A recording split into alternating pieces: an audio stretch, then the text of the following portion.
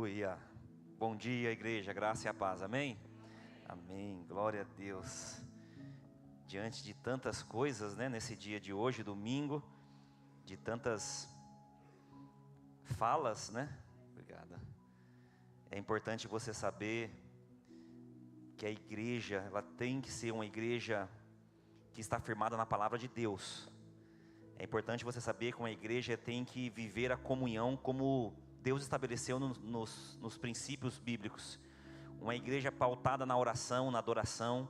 Uma igreja que alimenta e que é alimentada pelo Espírito Santo.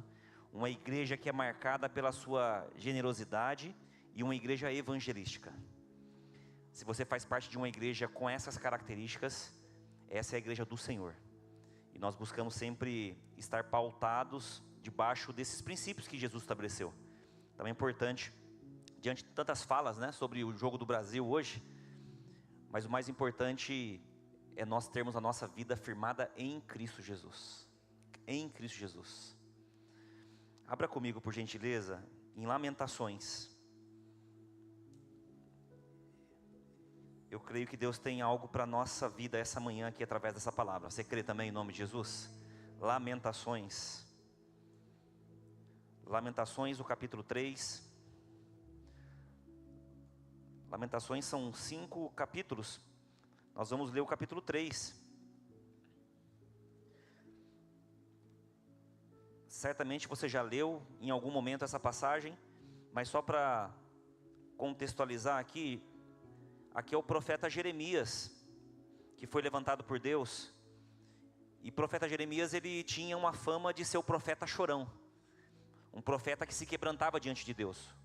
Um profeta que foi levantado por Deus para trazer uma nova esperança para o povo de Deus. No capítulo 1 de Lamentações, é onde justamente Jerusalém é totalmente destruída.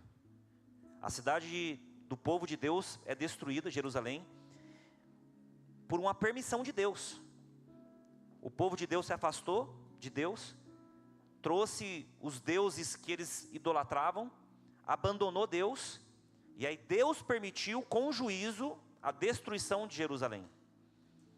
Nesse período, ficou um longo período sem nenhum profeta ser levantado por Deus para dar direção para o povo. Nesse período em especial, Deus sempre levantava profetas para dar uma direção para o povo dele, para trazer juízo, para trazer direção, para trazer arrependimento. Então, no capítulo 1, acontece a destruição de Jerusalém. No capítulo 2, Deus entra com juízo sobre a cidade. E no capítulo 3, que é o que nós vamos ler aqui, embora nós vamos ler o 21 até o 26, o versículo, no início do capítulo 3, Deus levanta esse profeta, Jeremias, para trazer arrependimento do povo, para trazer uma nova esperança para o povo. Nesse período aqui de juízo de Deus, foi justamente um período que o povo se afastou de Deus. Então aqui nós vamos aprender nessa passagem de hoje que lamentação, ela é bíblica. Nós devemos e podemos lamentar, não é pecado lamentar. Pecado é nós reclamarmos e murmurarmos. É você não reconhecer que Deus, independente do que você passa, Deus é fiel. É você reclamar talvez de uma situação que você está passando, vivendo, e não reconhecer que Deus é soberano sobre essa situação, mesmo não fazendo algo. Então aqui o lamento, ele significa justamente o clamor de um coração angustiado. Jeremias foi levantado aqui justamente com esse coração quebrantado. Por isso o texto Lamentações, são grandes lamentos da parte de Jeremias, pedindo para Deus restaurar o povo dele. Logo em seguida que acontece a destruição de Jerusalém, a Babilônia deixa vários judeus cativos. E alguns outros estavam livres. Mas a grande maioria dos judeus, o povo de Deus, estava cativo por Babilônia. Somente alguns ficaram livres do cativeiro babilônico. E esses que ficaram livres, que não estavam cativos, ficaram desesperados. Não tinha profeta mais falando o que Deus queria, o que ele ia realizar, como ia ser conduzido o povo de Deus, para onde ia, o que ia fazer. E aí ele levanta justamente Jeremias, para clamar, para trazer de volta a adoração, para trazer de volta a oração, trazer de volta a busca em Deus. Então aqui o lamento é uma oração, tem que ser na verdade. Eu e você podemos lamentar em alguns momentos das nossas vidas, mas o lamento aqui é um pedido que nasce do nosso coração através de uma oração. É absolutamente comum e normal eu e você ficarmos angustiados, ficar desanimados, ficar sem força, ficar desanimados, mas esse lamento tem que ser intencional diante de uma oração onde a nossa alma clama, onde a nossa vida clama diante de uma circunstância que nós estamos passando e enfrentando. Então lamentação pode e deve ser o choro da nossa alma, mas nós temos que lamentar sempre crendo que a fidelidade de Deus, ela sempre vai prevalecer, sempre vai prevalecer. O profeta Jeremias se lembrou do maravilhoso consolo que existe da parte de Deus para o povo. O tema da mensagem hoje é justamente quando a esperança vence o desespero. Quando existe uma esperança afirmada em Cristo Jesus, nós não somos tomados pelo desespero. Nós não tomamos decisões ou então atitudes que vão nos levar para um outro caminho, a não ser o consolo de uma nova esperança em Cristo Jesus, em Deus. Então Lamentações vai abordar um pouquinho sobre isso. No capítulo 3, do verso 21, começa assim: depois de acontecer a destruição em Jerusalém, Deus levanta Jeremias, e olha as palavras que Jeremias trouxe depois de um tempo sem profeta para falar e dar a direção de Deus. Todavia lembro-me também do que pode dar-me esperança. Graças ao grande amor do Senhor é que nós não somos consumidos, pois as suas misericórdias são inesgotáveis. Essas são as misericórdias de Deus sobre a minha vida e a sua vida. No verso 23 ele diz: elas renovam-se a cada manhã. Grande é a tua fidelidade. Diante de um período de caos, diante de um período de não falar com o povo, diante de um período que existia humilhação, fome, que existia a ausência de Deus, por um propósito que ele tinha estabelecido. Aí o verso 24, olha o que Jeremias fala para o povo: digo a mim mesmo, a minha porção é o Senhor, portanto, nele porei a minha esperança. Digo a mim mesmo, a minha porção é o Senhor, portanto, nele porei a minha esperança. O Senhor é bom, marca isso na sua Bíblia em nome de Jesus. Para alguns religiosos que falam que Deus é amor, que Deus faz tudo, olha aqui uma direção para você aprender um pouquinho. O Senhor é bom para com aqueles cuja esperança está nele. Cuja esperança está nele. Para com aqueles que o buscam. Espera aí, tem uma condição aí. Para quem o Senhor é bom? Para aqueles cuja esperança está nele. Para aqueles que o buscam. E ele finaliza: é bom esperar tranquilo pela salvação do Senhor. Diante de um caos, diante de uma situação totalmente adversa, vem palavras de esperança para o povo de Deus através de um homem que Deus não levantava há muito tempo. Ele levanta Jeremias. Pai, obrigado por essa manhã mais uma vez, que nós tenhamos o nosso coração agora aberto, a nossa mente totalmente voltada para ouvir a Tua palavra, a Tua voz. Nós repreendemos agora em nome de Jesus todo ruído externo que não seja a Tua voz, todo ruído externo que não seja a Tua direção. Tudo aquilo que o Senhor tem para cada um de nós essa manhã, nesse dia, nós queremos receber uma porção que vem do Senhor. Nós queremos receber, ó Pai, esse consolo, essa esperança que vem do Senhor. Somente o Senhor conhece e sabe como cada um de nós estamos aqui essa manhã. Só o Senhor sabe qual é a angústia da nossa alma. Só o Senhor sabe qual é a peleja que alguns estão passando e enfrentando. Mas hoje nós cremos, ó Pai, que nós estamos no lugar certo, que nós estamos na hora certa, que nós estamos, ó Pai, com as pessoas certas para ouvir a Tua voz, o Teu corpo, a Tua igreja. Então fala conosco, ó Pai, e dá essa direção para cada um de nós. Essa esperança que às vezes falha, essa esperança que às vezes falta da nossa parte. Mas que nós possamos, ó Pai, compreender hoje que a Tua fidelidade, ela permanece para sempre. que a tua bondade permanece para sempre. Nós cantamos aqui que o teu amor, a tua bondade nos alcança diariamente. Então nos visita essa manhã, Senhor, através da tua palavra. O Senhor tem liberdade para agir no nosso meio. O Senhor tem liberdade para falar aos nossos corações. E nós agora colocamos tudo para fora. Tudo aquilo que não provém do Senhor. Tudo aquilo que tira nossa atenção, nossa distração, nós apresentamos e consagramos a Ti agora. Em o nome de Jesus. Amém, amém, amém. Essa palavra de esperança, ela faz muito sentido para o tempo e para a estação que todos nós estamos passando. A palavra esperança e de Lamentações aqui que nós lemos no texto, é justamente diante de um período de catástrofe, de destruição. A palavra de esperança, ela tem vários viés. A palavra de esperança, ela vem da parte de Deus para nos consolar, para nos fortalecer, para dizer que nós temos que continuar crendo, caminhando, porque o Senhor, Ele continua sendo bom. Deus não é só bom quando Ele realiza um milagre, quando Ele intervém em uma cura, quando Ele faz algo para nós. Ele é bom o tempo todo, independente do que eu e você passamos. Se nós oramos, pedimos e Deus não realiza, Ele continua sendo Deus. Ele continua de alguma forma consolando, ministrando ao meu e ao seu coração.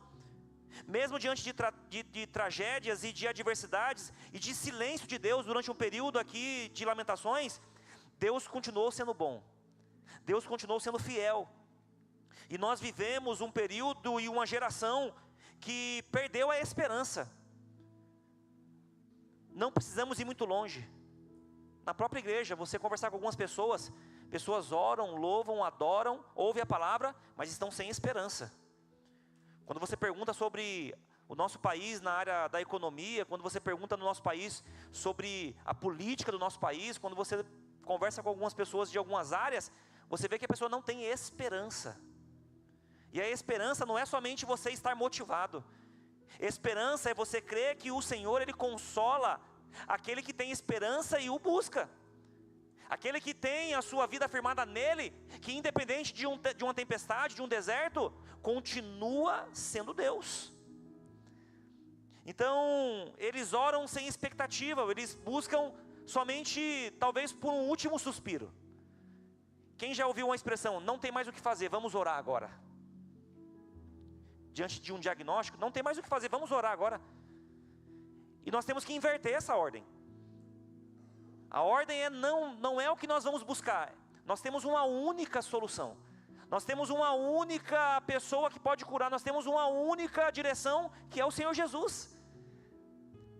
Eu e você não podemos buscar os meios que acontecem. Evidentemente que é natural nós buscarmos os meios naturais que tem. Mas a única solução que nós temos de consolo, de esperança, vem de Deus. O primeiro verso que nós lemos aqui no verso 21, fala: todavia lembro-me também do que pode me dar esperança. É interessante que aqui Jeremias vai trazer a memória dele e vai transmitir para aqueles que estavam livres. Tragam à memória aquilo que traz esperança para vocês. O que seria isso? Seria justamente todas as manifestações de Deus que aconteceu antes da destruição em Jerusalém. Tragam à memória de vocês tudo o que aconteceu no passado.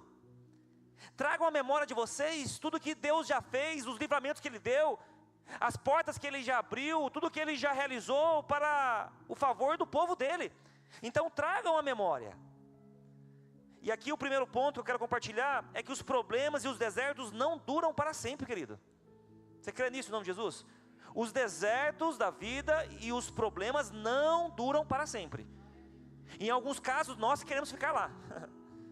Em alguns casos é nós que maximizamos os problemas e queremos ficar nele. Mas os desertos e os problemas não duram para sempre. O profeta Jeremias diz: todavia me lembro também que aquilo que pode me dar é esperança. E não é ser uma pessoa positiva, não é ser uma pessoa animada, não é ser uma pessoa totalmente otimista. É ser uma pessoa que crê naquele que consola, naquele que dá esperança para mim e para você. A esperança começa quando nós decidimos lembrar quem Deus é e não aquilo que Ele faz. Esperança é aquilo que às vezes não é quando melhora algo. A esperança é quando piora as coisas.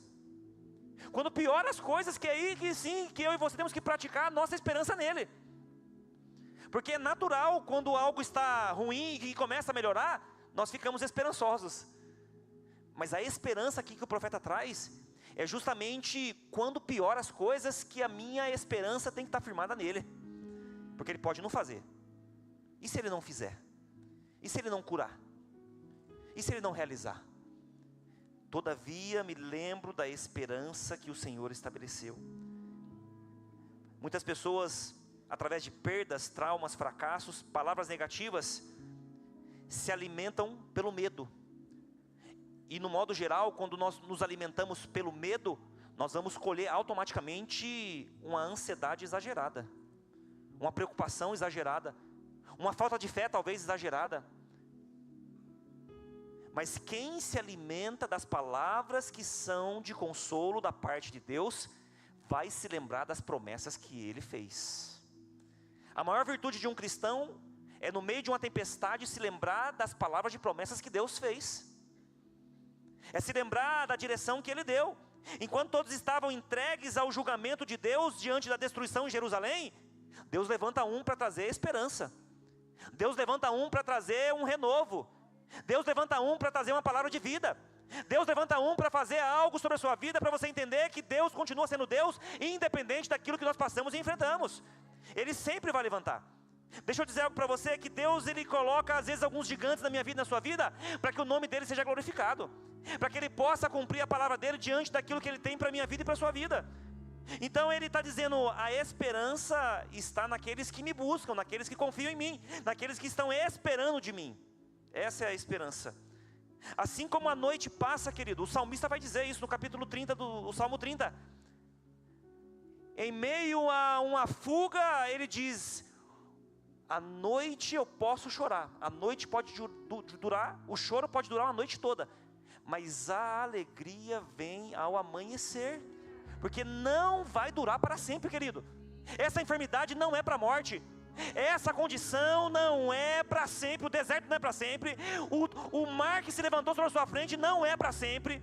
Aquilo que o Senhor está dizendo para nós essa manhã é: coloca a sua esperança em mim, coloca a sua confiança em mim, porque eu sou o Deus, Ele diz. Ele levanta o profeta para dizer isso. No verso 22 ele diz: graças ao grande amor do Senhor, é que nós não somos consumidos, pois as suas misericórdias são inesgotáveis.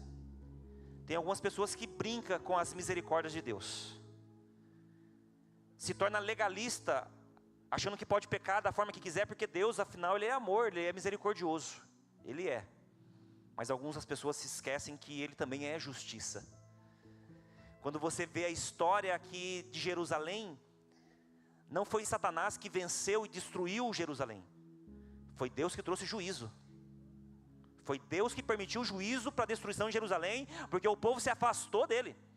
Porque o povo começou a idolatrar outros deuses. Então a destruição que aconteceu foi juízo de Deus.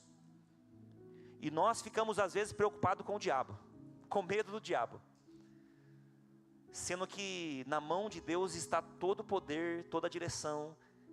Ali está a chave do céu, a chave do inferno, ali está a chave da vida, a chave da morte. E nós ficamos preocupados às vezes com o diabo. Mas o importante aqui essa manhã é você saber que as dificuldades elas surgem por dois objetivos. E aí depende de cada um de nós, como nós vamos lidar com as tempestades da vida. Quando existe um deserto, uma tempestade, algo que a gente pode colocar em qualquer área, área financeira, área de saúde, área emocional, área de relacionamento, sei lá, aconteceu alguma coisa séria, veio para algum objetivo. Ou ela veio para te afastar de Deus, ou ela veio para te aproximar de Deus.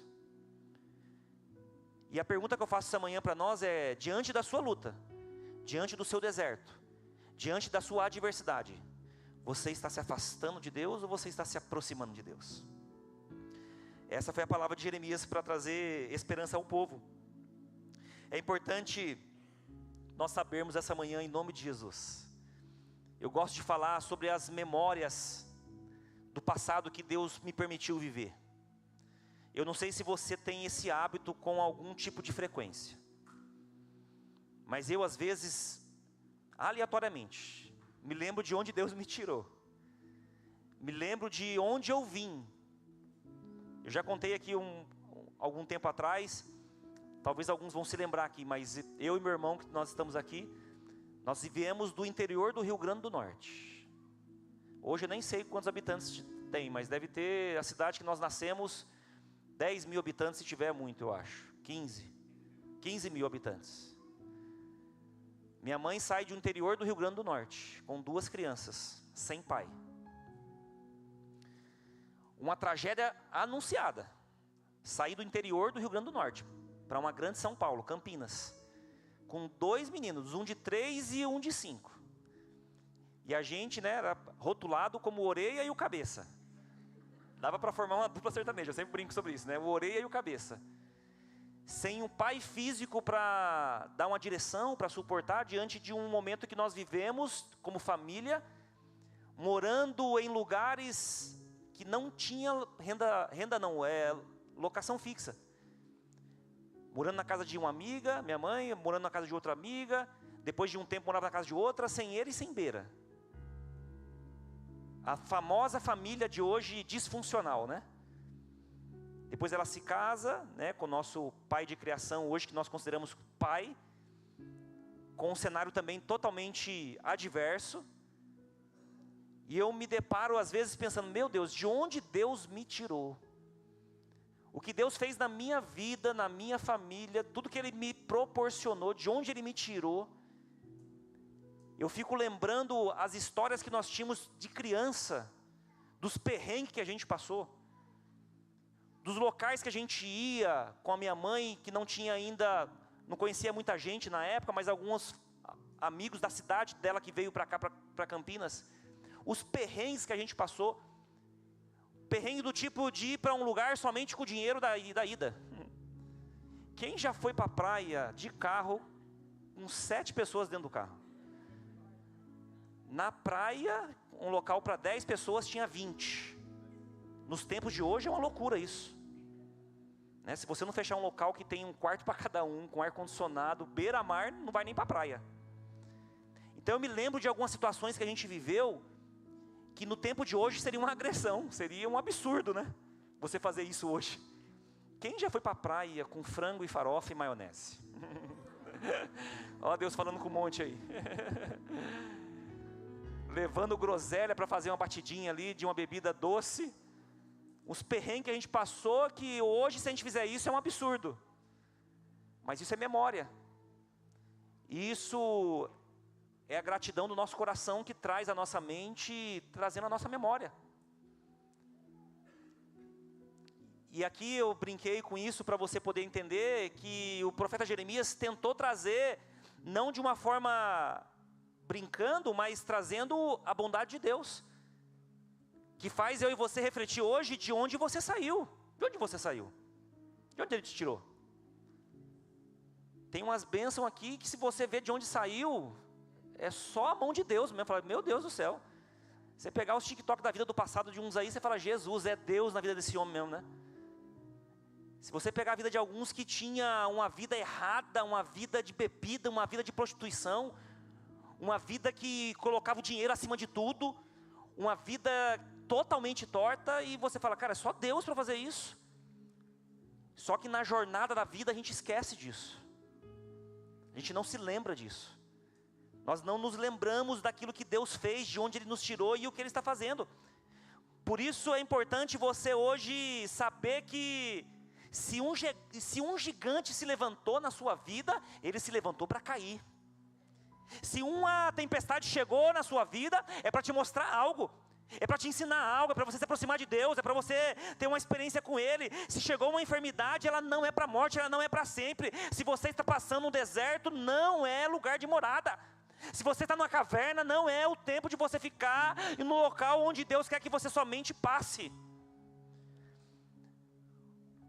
O seu deserto vai acabar em nome de Jesus.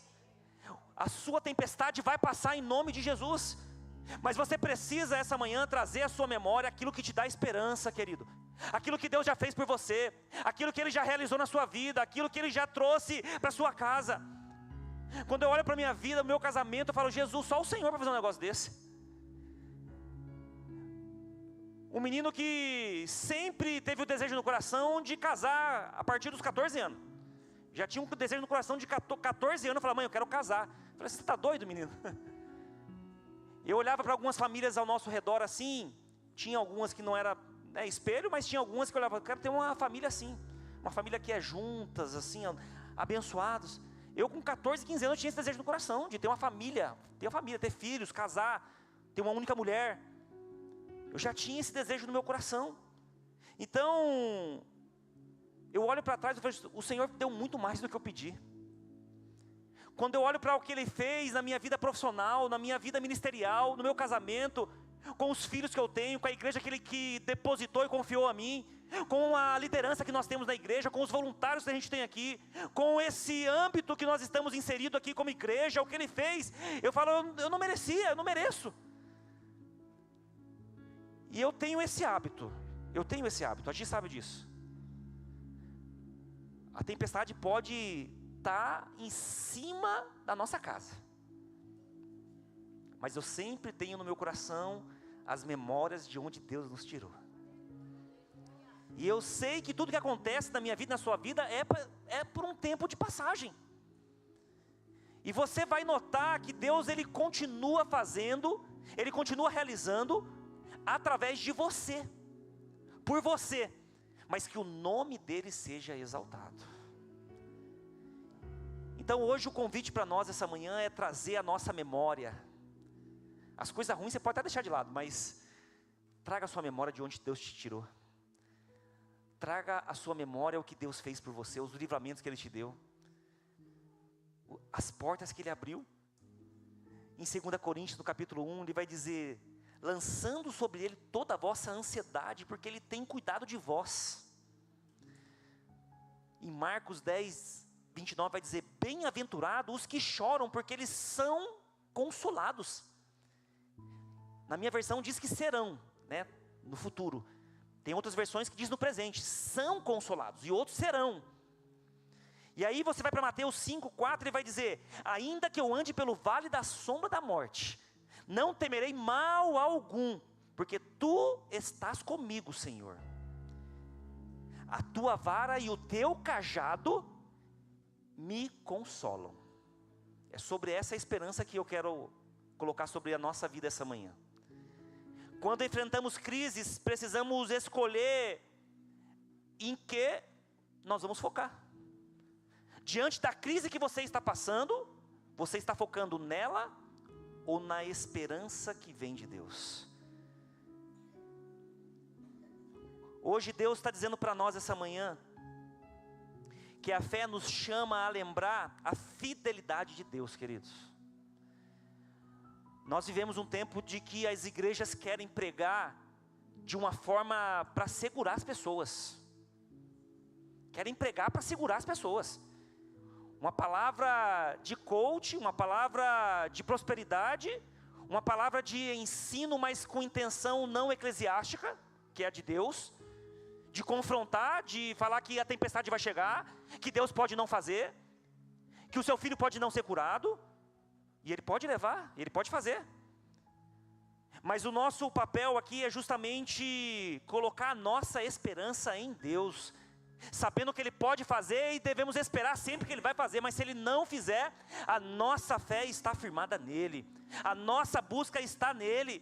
E hoje Ele está dizendo para mim e para você que as pessoas que passaram por vales, por tempestades, não pode mais ficar olhando para elas.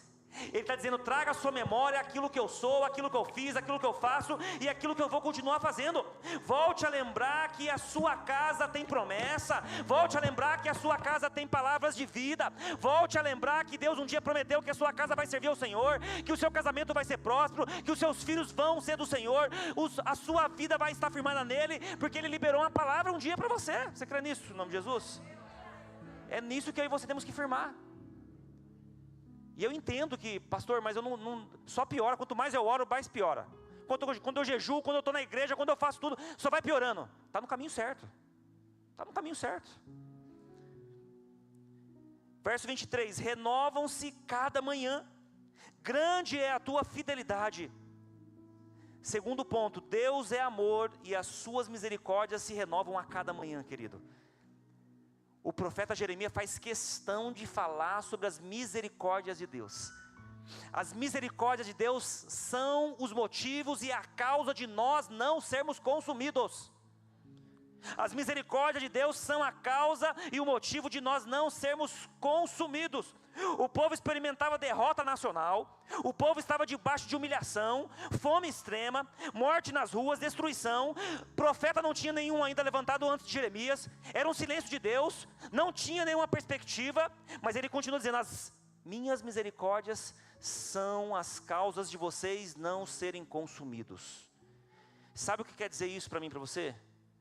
Que às vezes nós erramos e às vezes nós pecamos, não acreditando que Deus pode fazer. Nós oramos, declaramos, mas no fundo não crê que Deus pode fazer. E aí ele fala: as minhas misericórdias são a causa de não serem consumidos. Então algumas pessoas oram, buscam, estão aqui como estátuas, ouvindo, olhando, mas com o coração ainda duvidando, não lembrando da esperança que vem de Deus, não lembrando daquilo que Ele já fez, não lembrando que Ele não deixa faltar nada. Você pode não estar vivendo o que você quer, mas o Senhor está dizendo: eu não deixo faltar nada, eu supro a sua vida em todos os âmbitos, não falta nada para você. E é nós que às vezes, porque eu não tenho isso, porque eu não tenho aquilo. Então Deus levanta um profeta para trazer de volta a vida, querido. Eu quero declarar isso para nós essa manhã aqui. Deus está levantando pessoas aqui no nosso meio para trazer vida para a sua casa, trazer vida para o seu casamento, trazer vida no seu ministério, trazer vida no seu trabalho. Tem pessoas que estão sendo levantadas por Deus para trazer uma nova esperança que você não tinha, algo que você ainda não viveu, algo que você não experimentou ainda, porque Ele é aquele que realiza diante daquele que Ele levanta. Ele levanta. Então esse é o profeta que foi levantado para dizer sobre misericórdia. Perceba aqui que ele não vem falando sobre promessas de coisas materiais. Eu vou reconstruir o templo, ele não fala. Eu vou reconstruir as casas, ele não fala. Vocês vão ter o que comer de beber, ele não fala. Ele fala: vocês precisam se lembrar e trazer à memória de vocês aquilo que dá esperança. Em um paralelo, a palavra de Jeremias para o povo é trazer arrependimento. Porque o povo estava distante diante de uma idolatria, abandonou Deus, não estava mais servindo a Deus.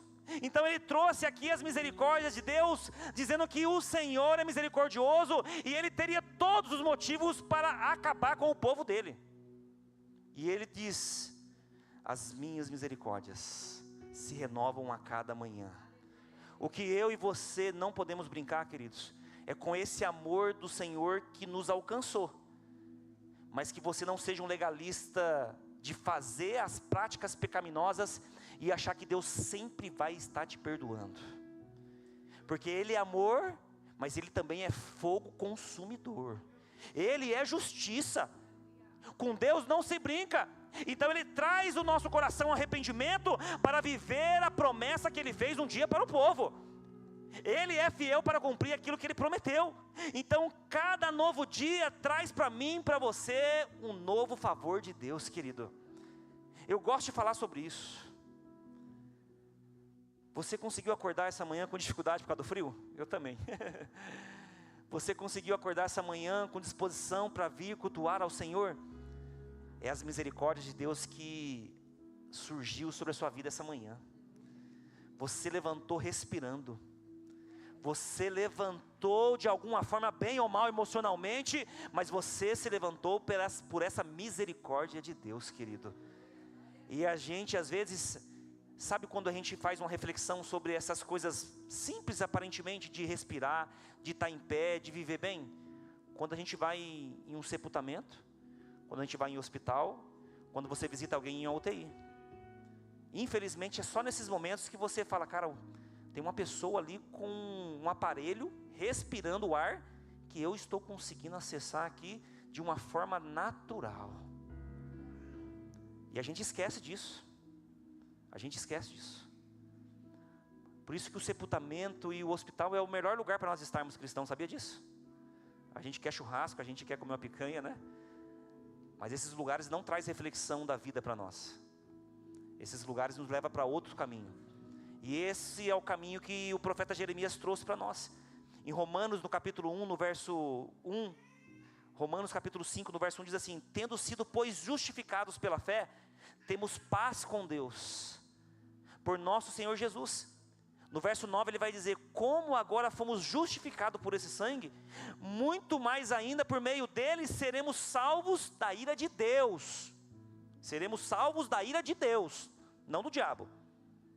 O diabo bravo não dá nem um espirro.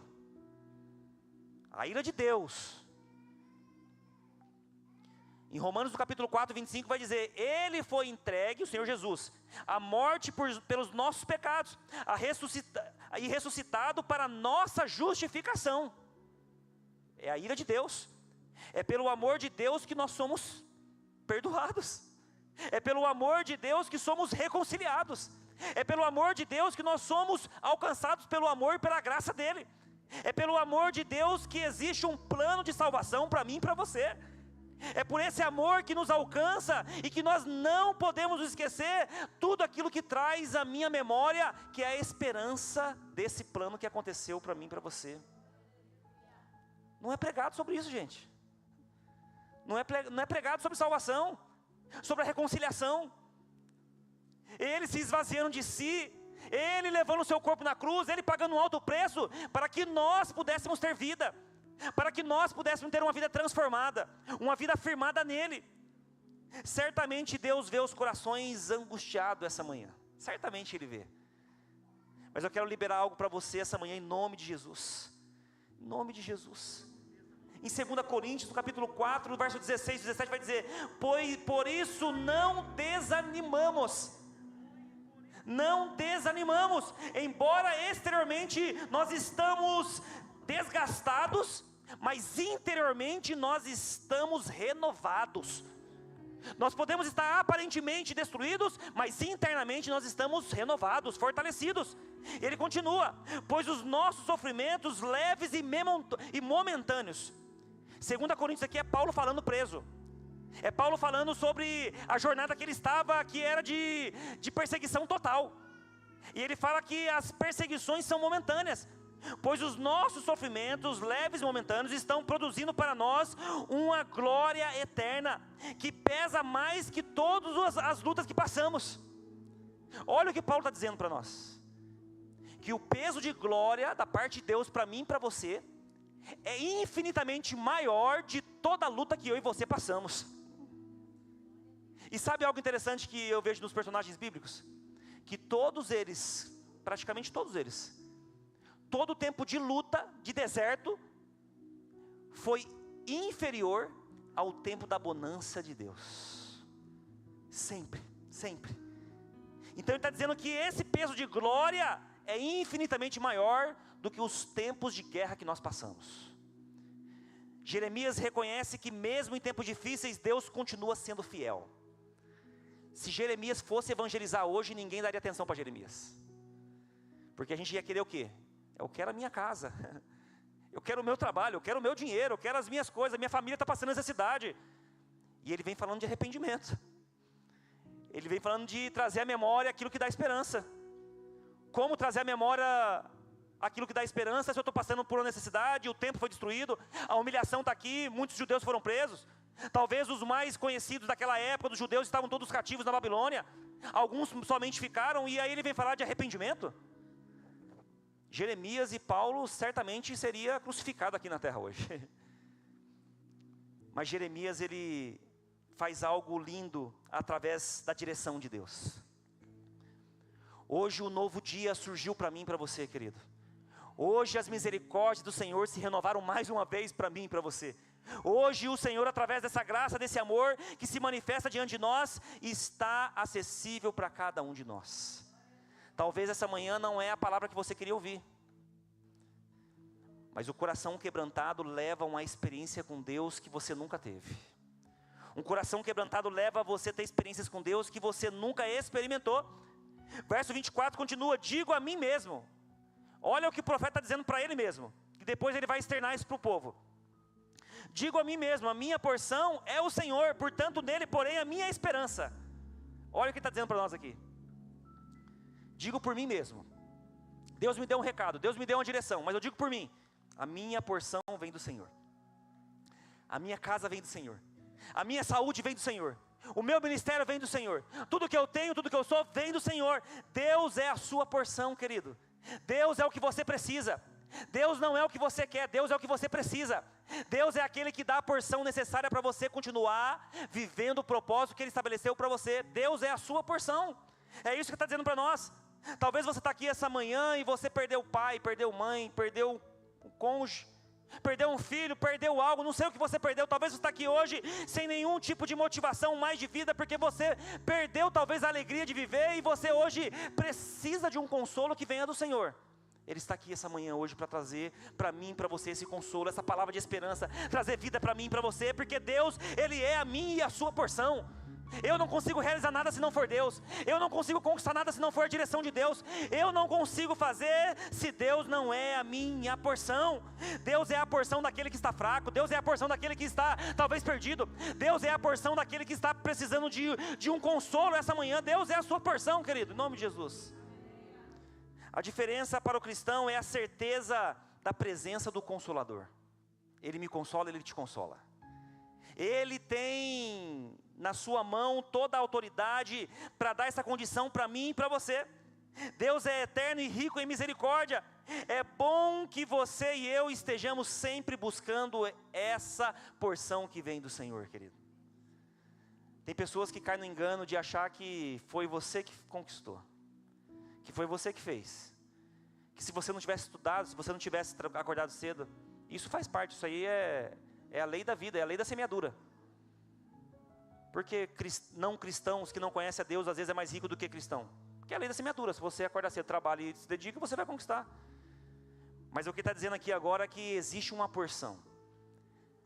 Nessa mesma passagem, só que não em Lamentações, mas sim de Jeremias mesmo, existe algo de uma porção nova que vem para Jeremias, que ele não consegue se conter. Jeremias, quando ele tem um momento de adversidade, quando ele passa para Jerusalém, dando a direção do que Deus fala, ele diz assim: tem um fogo dentro de mim que eu não consigo controlar, tem algo sobre mim que eu não consigo dizer o que é, mas é uma porção de Deus que está sobre mim e sobre você. Você crê nisso em nome de Jesus? Não tenha medo, querido. Quero falar para algumas pessoas aqui essa manhã. Não tenha medo de dizer que você crê em Jesus. Não tenha medo de dizer que Deus é a sua porção. Não tenha medo de dizer que Ele é aquele que renova as suas forças. Não tenha medo. O salmista no Salmo 27 vai dizer: o Senhor é a minha luz, a minha salvação. De quem eu terei temor? O Senhor é o meu forte refúgio, e quem eu terei medo? No Salmo 62 ele vai dizer: ó minha alma, espera silenciosa somente em Deus, porque dele vem a minha esperança. Vem a minha esperança. Em Mateus 11, 28 vai dizer: vinde a mim todos que estão cansados e sobrecarregados. Em outra versão, oprimidos, porque eu vou te aliviar. O seu alívio não vem do seu 13º. Quem fica feliz com o 13º aí quando cai? O seu alívio não vem da sua condição financeira. O seu alívio não vem do contrato que você fecha. O seu alívio não vem de uma conquista que você teve. O seu alívio vem daquele que te consola. Você não depende de uma circunstância para estar feliz. Quem pode dizer amém por isso? Porque tem crente que só fica feliz quando tem dinheiro. Tem crente que só fica feliz quando não está doente. Tem crente que só fica feliz quando não tem nenhuma luta. Então nós não dependemos disso. Deus vai ser glorificado nessa tribulação momentânea. Deus vai ser exaltado diante dessa adversidade. Deus vai ser exaltado. E o verso 25, para a gente ir para o final: o Senhor é bom para com aqueles cuja esperança está nele, para com aqueles que o buscam. Para a gente ir para o final aqui, você precisa aprender isso. Se você gravar isso aqui, eu vou ficar feliz. Tem pessoas que acham que Deus só abençoa aqueles que estão necessitados.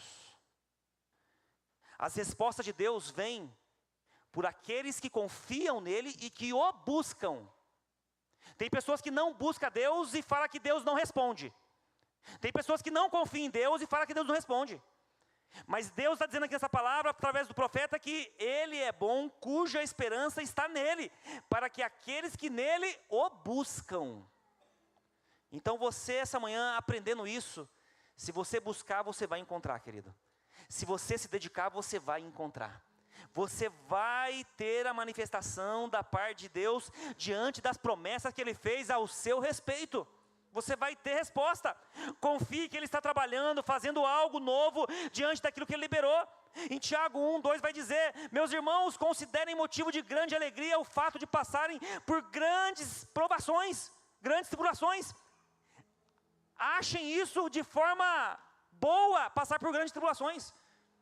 Tem alguns que fazem até o sinal da cruz. Não, pastor, misericórdia, não quero passar tribulação não. Tiago vai dizer: se alegrem diante disso, porque as tribulações faz com que você cresça, faz com que você viva o que você nunca viveu. As tribulações faz com que você experimente algo novo. A tribulação faz com que você persevere. E ele continua dizendo que a perseverança gera um caráter aprovado. Quem tem um caráter aprovado tem as experiências com Deus. Então ele vai dizendo sobre aquilo que Ele é. Deus é bom para quem espera nele. Deus é bom para quem confia nele. Espere e confie na bondade do Senhor. Nós cantamos aqui o primeiro louvor, o primeiro ou o segundo louvor. A bondade do Senhor te alcançou, querido. A bondade do Senhor alcançou sua casa. A bondade do Senhor alcançou a sua família. Por mais que você não consiga ver ainda algo acontecendo novo, mas a bondade de Deus se renovou sobre a sua casa. Se coloque de pé para a gente finalizar. O verso 26 diz assim: é bom esperar tranquilo pela salvação do Senhor. Ah, se eu e você conseguirmos aplicar isso na nossa vida do dia a dia. É bom esperar tranquilo pela salvação do Senhor. Sabe o que quer dizer isso aqui? O quinto ponto para a gente finalizar. Eu quero declarar sobre a sua vida essa manhã esse quinto ponto. Levante sua mão assim. O melhor de Deus ainda está por vir, querido. O melhor de Deus está para vir ainda na sua casa. Há uma porção nova sobre a sua vida, porque ainda está por vir. Diante de um coração quebrantado, diante de uma alma arrependida, diante de uma confissão, diante de uma mudança de vida, o Senhor está dizendo: eu tenho algo novo e o melhor está por vir. Se você acha que essa manhã você já viveu tudo e o melhor já veio, o Senhor está dizendo: o melhor está por vir. O que você está vivendo ainda não é o que eu tenho. Você viveu só um treinamento, foi só um aquecimento, o jogo ainda não começou. Eu tenho algo maior ainda para você. O melhor está por vir. Vale a pena esperar, querido. Vale a pena você esperar, porque a recompensa chega. A recompensa chega. Resista ao pecado. Resista a tudo aquilo que te afasta de Deus. Busque ajuda, peça para algum irmão orar por você, peça para algum irmão te ajudar. Peça ajuda hoje, mas não fique mais reclamando, murmurando. A mensagem de hoje para mim e para você é lamentações, não é murmuração, não é reclamação, não é ingratidão. É um coração grato, é uma vida alcançada, é uma misericórdia que te renova todos os dias, é uma bondade de Deus que te alcançou, é algo que Ele já fez por você e vai continuar fazendo, em nome de Jesus. Feche seus olhos agora em nome de Jesus. Feche seus olhos agora em nome de Jesus. Só quero finalizar. Hebreus 11:1 vai dizer assim: ora, a fé é a certeza daquilo que esperamos. A fé é a certeza daquilo que esperamos. E a prova das coisas que nós não vemos. Esse é o mal da nossa geração.